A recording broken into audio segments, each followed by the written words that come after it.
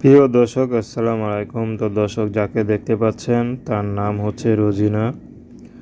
রোজিনা মাদ্রাসা পড়ুয়া ছাত্রী। রোজিনার বাবা মা কেউ নেই।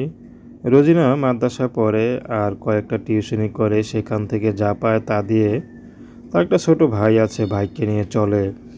তাদের পরিবারে টানাপোড়েন সংসার, অভাবে সংসার। রোজিনার বিয়েরও বয়স হয়েছে, কিন্তু রোজিনা কি করে বিয়ে করবে?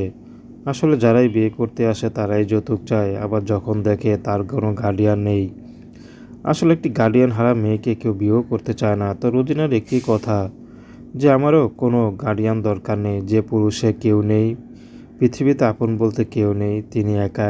এবং কোনো পুরুষ যদি রোজিনাকে বিয়ে করতে চায়, রোজিনা রাজি আছে, শুধু সে যেন একটু দায়িত্ববান হয়, তাহলে আর কোনো কেউ তার চাওয়ার নেই।